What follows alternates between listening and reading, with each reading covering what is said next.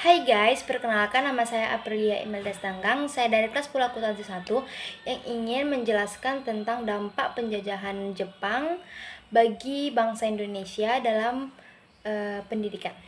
Kebijakan pendidikan masa pendudukan Jepang di Indonesia tahun 1942 sampai 1945 hingga sekarang masih ada. Dari penerapan kebijakan yang diserap dan diterapkan di bidang pendidikan masa kini, melalui hasil penelitian berupaya untuk dapat memberikan informasi dan wawasan baru terkait topik kebijakan pendidikan masa pendudukan Jepang di Indonesia tahun 1945 sampai 1945 yang sangat berguna untuk proses pembelajaran.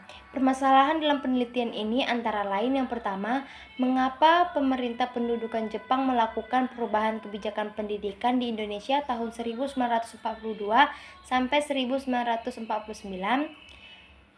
Dan yang kedua, bagaimana pelaksanaan kebijakan pendidikan masa pendudukan Jepang di Indonesia tahun 1945 sampai 1949? Dan yang ketiga, bagaimana dampak kebijakan pendidikan masa pendudukan Jepang di Indonesia tahun 1942 sampai 1945? Dan tujuan dalam pendidikan adalah untuk mengkaji kebijakan pendidikan di Indonesia pada pendudukan Jepang pada tahun 1942 sampai 1945.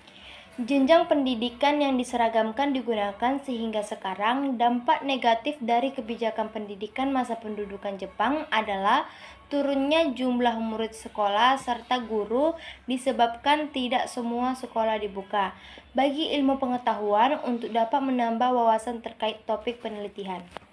Sekian dari penjelasan saya. Jika ada kesalahan, mohon dimaafkan dan selamat malam.